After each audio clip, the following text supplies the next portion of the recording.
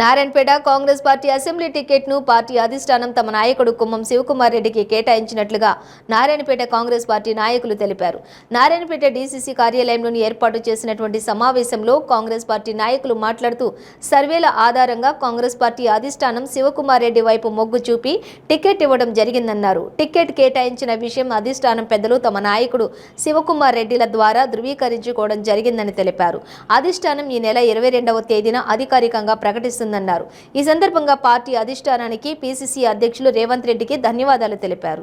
ఈరోజు ఈ పత్రికా సమావేశం ఒక కాంగ్రెస్ పార్టీకి సంతోషదాయకమైన విషయాన్ని తెలపడానికి ప్రెస్ పెడుతున్నాం. ఇక్కడ నేనే తెలిసిన విషయం ఏమంటే కుమ్మం శివకుమార్ రెడ్డి గారికి కాంగ్రెస్ పార్టీ టికెట్ కేటాయించడం జరిగింది.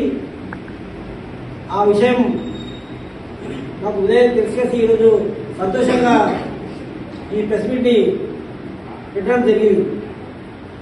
ఎన్నో అవరోధాలు, ఎంతో మంది శివకుమార్ రెడ్డి గారి టికెట్ బోరింగ్లు కానీ మంచినీళ్ళు కానీ నీళ్లు బోరింగ్లలో పడకుండా ట్యాంకర్లతో నీళ్లు సరఫరా చేసి జాతరలు కానీ పెళ్లిళ్ళు కానివ్వండి ఎటువంటి శుభకార్యాలకైనా సరఫరా చేయడం జరిగింది. ఇది తాలూకా మొత్తం ప్రతి మనిషికి తెలుసు ఈ సంగతి.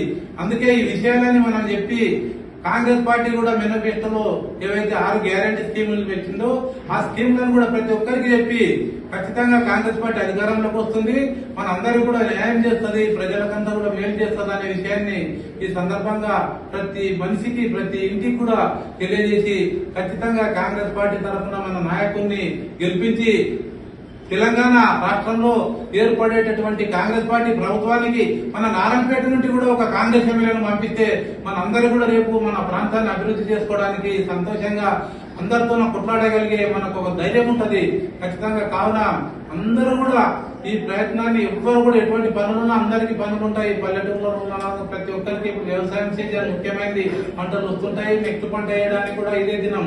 కాబట్టి ఎన్ని ఉన్న ఆ కార్యక్రమం చేసుకుని పార్టీ కోసం కూడా మీ విలువైన సమయాన్ని కేటాయించి ఖచ్చితంగా మన నాయకుడిని గెలిపించడానికి అందరూ కూడా ప్రయత్నం చేయాలని చెప్పి అందరు కూడా ధన్యవాదాలు చెప్తూ అందరూ కూడా పేరు కోరుకుంటూ